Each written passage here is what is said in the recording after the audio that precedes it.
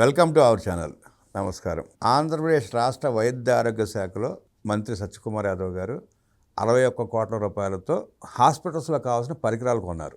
దాన్ని తప్పుపడుతూ వక్రాక్షిలో ఒక ఆర్టికల్ రాసింది. చంద్రబాబు కుతంత్రం అంటూ ప్రశ్నిస్తే మంత్రిని ప్రశ్నించాలి, ఆ డిపార్ట్మెంట్ని ప్రశ్నించాలి. మీకు రేట్లు అవకతవకలు ఉన్నాయని అనిపిస్తే నిలదీయాలి, వార్తలు రాయాలి. దానికి చంద్రబాబు నాయుడికి సంబంధం ఏంటి?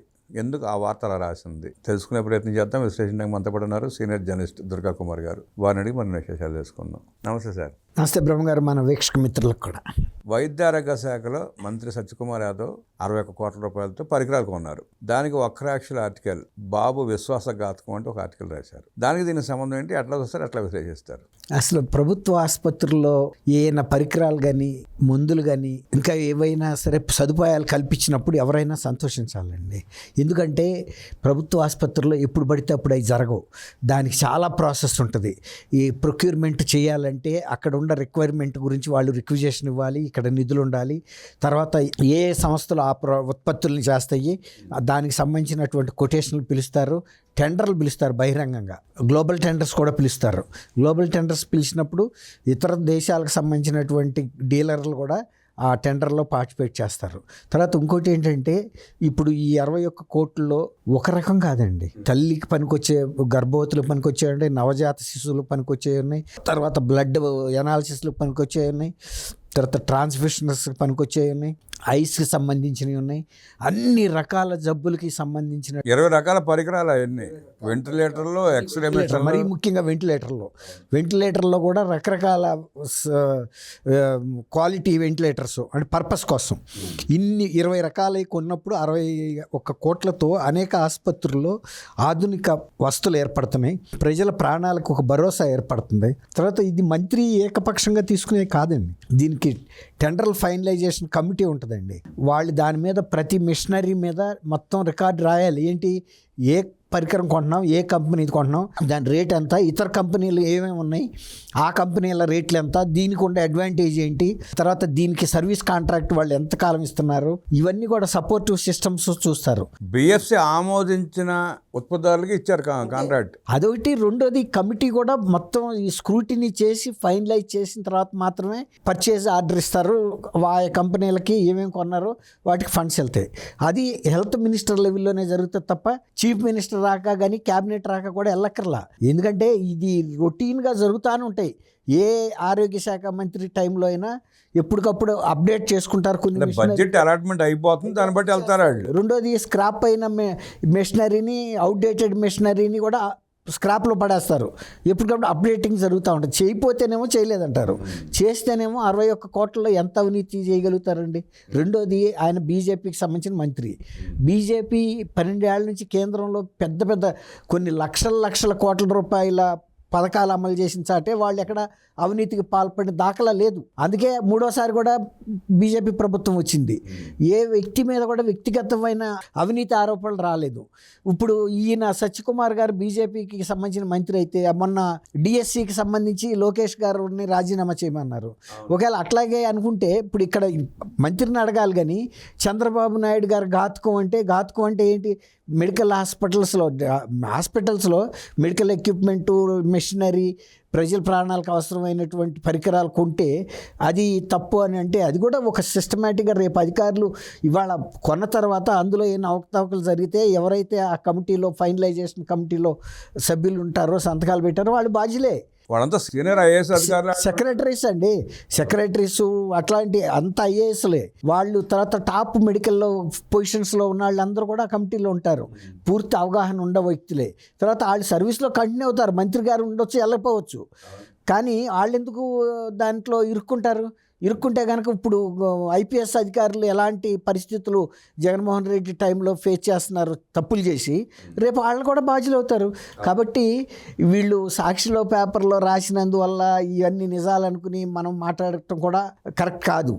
ఎందుకంటే ఎక్కడికక్కడ ప్రభుత్వ ఆసుపత్రుల్లో ఇంకోటండి, గతంలో ప్రభుత్వ ఆసుపత్రులు వేరు, ఇవాళ ప్రభుత్వ ఆసుపత్రుల మీద అనేక సేవల కోసం ప్రజలు ఆధారపడుతున్నారు. గతంలో ఏమైనా జ్వరాలు ఇలాంటి సింపుల్ వాటికే ఇవాళ సూపర్ స్పెషాలిటీ డాక్టర్స్ ఉన్నారు. వాళ్ళకి తగ్గ ఎక్విప్మెంట్ కనుక అక్కడ పెట్టకపోతే వాళ్ళకి జీతాలు ఇచ్చి నియమించి ఫలితమే ఉందండి. నియోనేటల్ అంటే ఇదివరకు మామూలు డాక్టర్లే చూసేవాళ్ళు, జనరల్ మెడిసిన్ డాక్టర్. ఇవాళ అట్లా కాదు, ప్రతి దానికి సూపర్ స్పెషలైజేషన్, దానికి సంబంధించిన పరికరాలు, పరిశోధన, లేకపోతే ఎక్స్రేలు, స్కాన్లు, సిటీ స్కాన్లు, ఏదైనా, లేకపోతే బ్లడ్ బ్యాంకులకు సంబంధించి కానీ, తర్వాత ఐ బ్యాంకులు, ఐ హాస్పిటల్కి సంబంధించిన ఎక్విప్మెంట్, ఒక 20 అవయవాలకు సంబంధించినటువంటి, జబ్బులకు సంబంధించినటువంటి అత్యంత ఆధునికమైనటువంటి మెషినరీ, ప్రతిదీ అక్కడ కాస్ట్ ఉంటుంది. ఏ కంపెనీ ప్రొడ్యూస్ చేసింది, వాళ్ళ కొటేషను, ఇతరులు ఏమేమి కాంపిటీషన్లో ఇచ్చారు.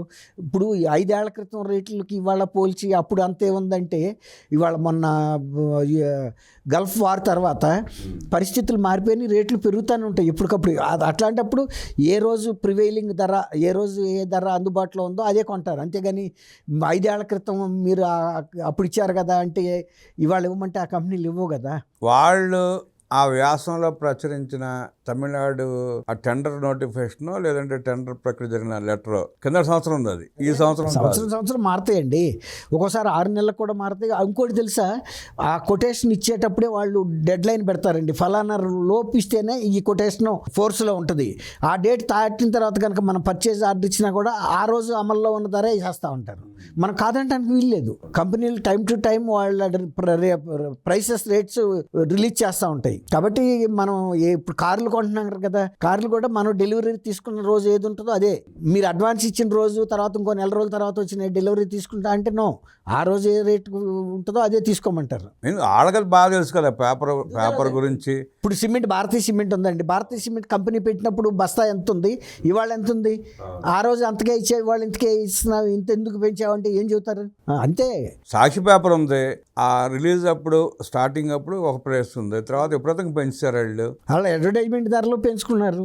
కాబట్టి వ్యాపారంలో ఉన్న జగన్మోహన్ రెడ్డి గారికి ఇవన్నీ తెలవదని కాదండి. కాకపోతే ఎవరో ఒకళ్ళ మీద నింద వేయాలి కాబట్టి అందులో సత్యకుమార్ పేరు ఎత్తడానికి భయపడుతున్నారు. మళ్ళీ సత్యకుమార్ శాఖ అది ఏదైనా ఉంటే మెగా డిఎస్సి మీద ఏమీ జరగని దాని మీద రచ్చ చేసి డిమాండ్ చేయని చెప్పి లోకేష్ డిమాండ్ అంటూ గోలగోలు చేస్తున్నారు. అది నిరాహార దీక్షలు చేశారు కదా. నిరాహార దీక్షలు చేస్తే బూతులు తెచ్చుకోవటం ఎందుకు?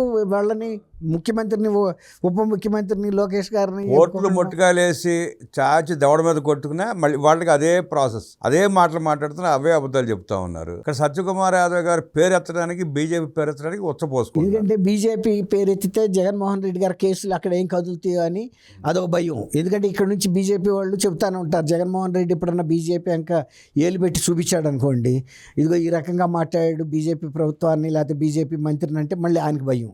ఆ కేసులు ఎక్కడ తిరగదోడతారు, ఎప్పుడు అరెస్ట్ చేస్తారు. మనం కూడా ఒక ప్రెస్ మీట్లో మాట్లాడితే ఎవరో ప్రశ్న వేస్తే కేంద్ర ప్రభుత్వం గురించి మనకెందుకు, బీజేపీ గురించి, ఆ ప్రభుత్వం గురించి నేను మాట్లాడన్నాడు. అవును, ఎందుకంటే మాట్లాడు అంటే కేంద్ర ప్రభుత్వం అంటే భయపడుతున్నాడా, బీజేపీ అంటే భయపడుతున్నాడా, ఇవాళకి వాళ్ళకి మాకు సంబంధాలు ఉన్నాయని చెప్పి ఇండైరెక్ట్గా ప్రజలకు చెప్పే ప్రయత్నం చేస్తున్నాడా? అన్నీ చేస్తాడు. ఇప్పుడు పోలీసుని చూస్తే ఎవరు భయపడతారండి? దొంగలు భయపడతారు. అట్లాగే బీజేపీ ప్రభుత్వాన్ని చూస్తే ఆయనకి భయం ఉంటే కారణం ఏంటంటే ఆయన మీద అనేక కేసులు బీజేపీ ప్రభుత్వంలో పెండింగ్లో పెట్టి ఉన్నాయి. ఇప్పుడు ఎప్పుడైనా కనుక ఇతను ఏదన్నా తప్పు మాట్లాడితే వెంటనే అవి అందుకున్నారనుకోండి, జైలుకి వెళ్ళాల్సి వస్తుంది. మళ్ళీ ట్రయల్ వెంటనే మొదలైందంటే ఇక బయటకు కూడా రాకపోవచ్చు. ఇండైరెక్ట్గా చెప్తున్నాడు, నాకు కేంద్రానికి సంబంధాలు ఉన్నాయని ఇండైరెక్ట్గా చెప్పే ప్రయత్నం చేస్తున్నాడు. దాన్ని ఎక్కడ ఖండించినట్టు ఎక్కడ కనపడట్లా ఎవరో కూడా. ఖండించకపోతే ప్రజలు ఏమనుకుంటారు? ప్రజలకు ఒక భావన ఏర్పడుతుందని. కానీ ఈయన సుబ్బారెడ్డి గారి ద్వారా అమిత్ షా గారిని కలవటానికి ఎంత ప్రయత్నం చేసినా అక్కడ అపాయింట్మెంట్లు దొరకట్లేదు అనేది బయటకు వస్తుంది కదా. కాబట్టి వాళ్ళెవరూ ఈ టైంలో జగన్మోహన్ రెడ్డిని కలవటానికి ఇష్టపడతారు బీజేపీ పెద్దలు ఎవరు కూడా. ఎందుకంటే కలవటానికి ఇష్టపడినప్పుడు ఖండించడం, అతను మాట్లాడిన మాటలని ఘాటుగా స్పందించడం, ఆ మాటల మీద, లేదంటే కేసుల పరిస్థితి ఏంటో చూసుకోవటం, అవన్నీ చేయాలి తప్ప అట్లా కాముగా ఉంటే ఉపయోగం ఉంది? అదే కదా. ఇప్పుడు ఇద్దరు ఎవరు దీన్ని బెనిఫిట్ వాళ్ళు చూసుకుంటున్నారండి. ఎవరి జోలికి వాళ్ళు ముంగి స్థానంలో ఉంది, పాము స్థానంలో ఉంది. ఎవరు బెనిఫిట్ వాళ్ళు చూస్తే ప్రజలు కూడా గమనిస్తారు ఉంటారు. కానీ గమనిస్తారు. ఇప్పుడు నేను చెబుతున్నా కదా, ముంగిస పాము కొట్టుకోవాలి, కానీ రెండు విడివిడిగా ఉండి చూసుకుంటున్నాయే తప్ప కలపట్టలేదు. ఒక అవగాహన అంతే. ప్రజలు కరగాల్చి వాత పెట్టే అవకాశం ఉంటుంది గిట్ట చేస్తే. ఉంటుందిగా. ప్రజలు కూడా గమనిస్తూనే ఉంటారు, ఇద్దరిని గమనిస్తున్నారు. పేపర్ల వ్యాసాలు రాసిన జగన్మోహన్ రెడ్డి పత్రికలు బీజేపీ పేరెత్తడానికి, బీజేపీ మంత్రి పేరెత్తడానికి ఉచ్చపోసుకుంటున్నారంటే విశ్లేషించిన దుర్గా కుమార్ గారికి ధన్యవాదాలు తెలియజేస్తూ నమస్కారం. నమస్కారం బ్రహ్మగారి మన వీక్షకులు.